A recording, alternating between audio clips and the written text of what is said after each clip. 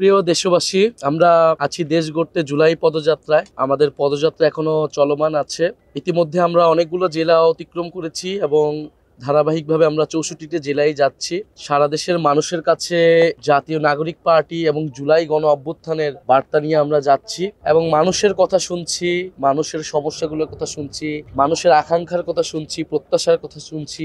একটা এত বড় অভ্যুত্থান বাংলাদেশে ঘটে গিয়েছে, এত মানুষের রক্ত, এত মানুষের জীবন দান। এরপরে আসলে একটা বছর পার হয়েছে। বাংলাদেশের মানুষ আসলে কতটুকু পরিবর্তন দেখতে পেল, কতটুকু পরিবর্তন তারা প্রত্যাশা করেছিল এবং এখনো প্রত্যাশা করে। এবং অভ্যুত্থানের নেতৃত্বের জায়গা থেকে যারা আমরা সামনে ছিলাম, জাতীয় নাগরিক পার্টি নতুন একটি দল গঠন করেছি, সেই নতুন একটি দলের কাছে তাদের প্রত্যাশা কি, নতুন একটি বাংলাদেশ কিভাবে গড়ে তোলা যায়, সেই সকল বিষয় নিয়েই মূলত আমাদের এই পদযাত্রা। আমরা জুলাই গণ অভ্যুত্থানের এই যে এক বছর হলো, সেই এক বছরকে স্মরণ করতে এবং সামনের দিনগুলোতে নতুন করে আমাদের যে কমিটমেন্ট সেটি দিতেই মূলত রাস্তায় নেমেছি, রাজপথে নেমেছি। আমরা আমাদের সীমাবদ্ধতার কথা বলছি, আমাদের ভুল ত্রুটির কথা বলছি। আমরা আসলে কোন বাস্তবতায় ছিলাম, কোন আকাঙ্ক্ষা থেকে আমরা গণ অভ্যুত্থান করেছিলাম, নেমেছিলাম, এবং কেন আসলে আমরা বিভিন্ন জায়গায় সফল হইতে পারিনি।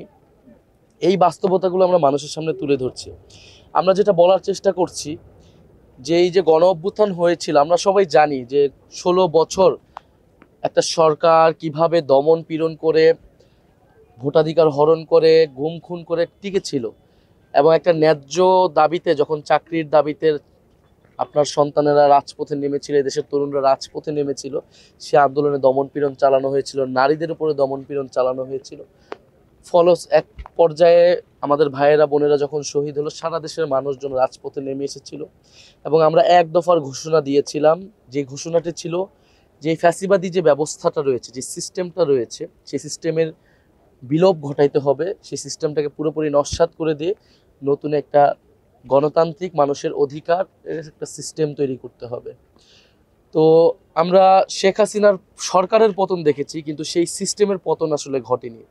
আমরা এই কথাটাই বলছি, সেই সিস্টেমের পতনটা ঘটাতে হবে। যে সিস্টেম দুর্নীতিবাজদের প্রশ্রয় দেয়, সেই সিস্টেম মাফিয়াদের সমর্থনে টিকে থাকে, যেই সিস্টেম সমাজে বৈষম্য তৈরি করে রাখে, যেই সিস্টেম মানুষের মানবিক মর্যাদা নিশ্চিত করতে পারে না, যেই সিস্টেম বৈদেশিক শক্তির কাছে নতজানু হয়ে থাকে, দেশের মর্যাদা নিশ্চিত করতে পারে না। ফলে এই সিস্টেমের হয়তো রাজনৈতিক নেতৃত্ব ছিল আওয়ামী লীগ গত 16 বছর, সেই রাজনৈতিক নেতৃত্ব সরে গিয়েছে।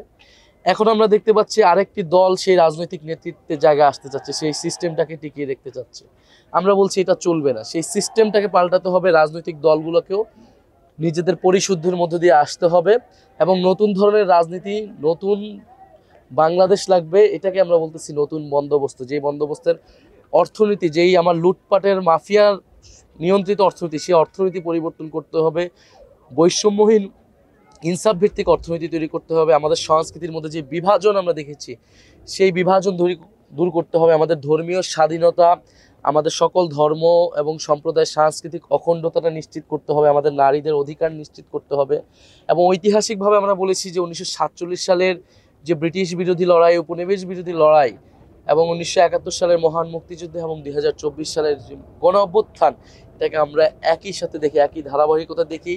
এবং এই বঙ্গীয় জনপদের যে একটা সভ্যতাগত আকাঙ্ক্ষা রয়েছে, ইতিহাস রয়েছে, সেই ইতিহাস এবং আকাঙ্ক্ষাকে ধারণ করতে হবে।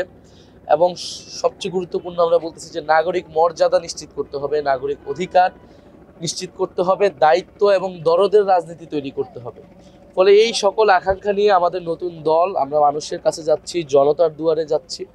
আমাদের ভুল ত্রুটির কথা বলছি, সীমাবদ্ধতার কথা বলছি, কিন্তু আমরা একটা জিনিস বলছি যে আমাদের সৎ নিয়ত ছিল।